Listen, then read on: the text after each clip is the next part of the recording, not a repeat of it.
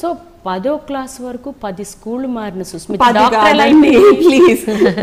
అయిపోయింది. 10 లెక్క పెట్టచ్చు, 10 ఉంటాయి. 10 కాదు, అమ్మకి తెలుసు కదా, అమ్మ అబద్ధం ఇట్ మైట్ బి 5 or 6. లేదమ్మా, ఎక్కువనే ఉంటాయి.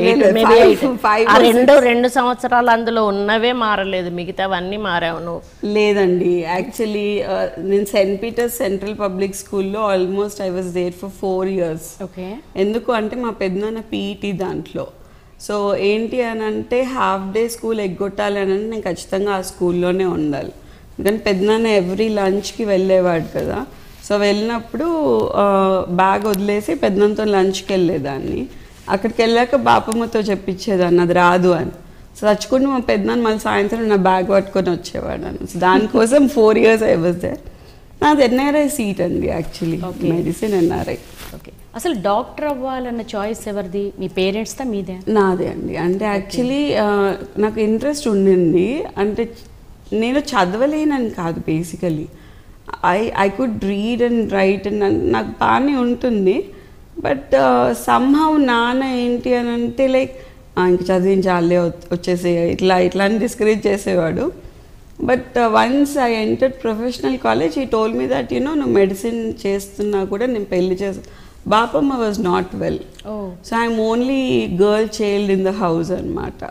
సో నాన్న చెప్పారు పెళ్ళైపోతుంది, సో ఫస్ట్ ఇయర్ ఒకటే. ఎందుకంటే అప్పుడు పొలిటికల్గా ఎట్లా ఉండేదంటే పొలిటికల్ ఫ్యామిలీస్ పిల్లలకి బయట బాగా రూమర్స్ రావడం అట్లాంటివి ఎక్కువగా ఉండేటివి అన్నట్టు. అంటే ఎంబీబీఎస్ ఫస్ట్ ఇయర్లోనే ఎందుకు అంత చిన్న ఏజ్లో? అంటే అత్తమ్మ మా పెళ్లి చూడలేదు, మేము లవ్ మ్యారేజ్ చేసుకున్నాం, తిరుపతిలో చేసుకున్నాం.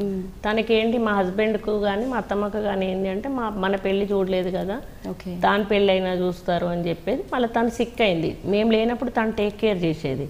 తను మొత్తం బెడ్ రిడెన్ అయిపోయింది. తను చనిపోతే ఇంకా తనను చూసుకోవడానికి ఎవరు ఉండరు, తనకు సెక్యూరిటీ కూడా ప్రాబ్లం అవుతుంది. 2 రీజన్స్. అందుకని ఇంకా అనుకోకుండా సంబంధం కూడా కలిసింది. వెతకాలని వెతకలేము, మేము పెళ్లి కోసం అయితే వెతకలే. అనుకోకుండా మా అత్తమ్మ దగ్గరికి వచ్చి చూసే డాక్టరే వీళ్ళ మామయ్య అన్నట్టు. ఆయన చూసి ఆయన మా ఫ్యామిలీ అట్మాస్ఫియర్ నచ్చి ఎవరితోటో ప్రపోజ్ చేసినట్టున్నారు. అనుకోకుండా ఒకసారి మా స్వామి గారు ఉంటారు తునిలో, రాజమండ్రిలో, ఆయన దగ్గరికి వెళ్ళాము. ఆయన దగ్గరికి వెళ్ళినప్పుడు అన్నవరం వెళ్ళాము. అన్నవరం దర్శనం చేసుకున్నప్పుడు పాప కూడా ఉంది, నేను మా ఆయన పాప ముగ్గురం పోయి దండం పెట్టుకున్నాక మీరు సంవత్సరం తిరక్క ముందు అల్లుడితో వస్తారు అండి దీవించారు వాళ్ళు.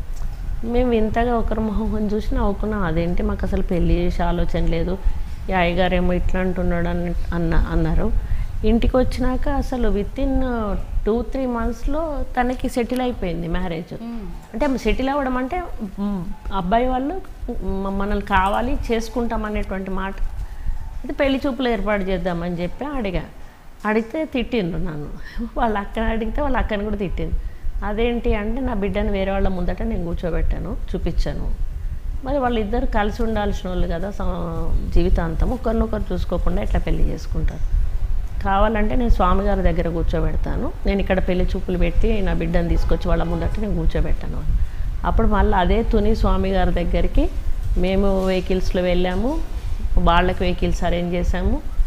పెద్ద గాలి దుమారం, వర్షం, రోడ్ల మీద చెట్లు అవన్నీ కూలిపోతూ ఉంటే మేము ఒక సర్కస్ వీట్లు చేసుకుంటూ వెళ్ళి ఒక హోటల్లో ఉండి వాళ్ళకి అదే హోటల్లో బుక్ చేసి స్వామిగారి మఠానికి వెళ్ళి ముందు మేము వెళ్ళి కూర్చున్నాక ఫోన్ చేసినాక మళ్ళీ పిల్లగాని వాళ్ళు వచ్చినాక లోపలికి వచ్చిండ్రు. ఇంకా వీళ్ళని మేము పట్టించుకోలేదు, ఇక మేము అందరం కంగ్రాచులేషన్స్ చెప్పుకొని మేము సీట్లు పంచుకుంటూనే ఉన్నాం.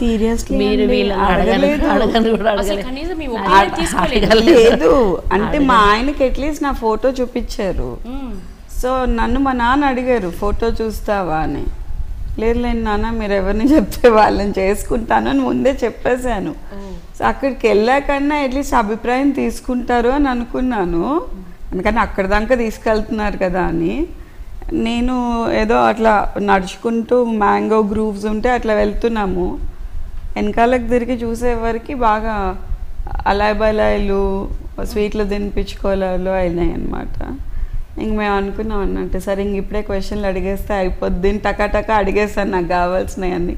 ఈ సెడ్ ఓకే, ఇంకా ఆయనకు కూడా ఆప్షన్ లేదు కదా, అక్కడ అయిపోయింది కదా. సో దట్ వే మాకైతే అసలు అంటే ఆయనకి హీ వాజ్ ఓకే బికాస్ నా పిక్చర్ చూసారు కాబట్టి నన్ను అయితే అడగలేదు. సో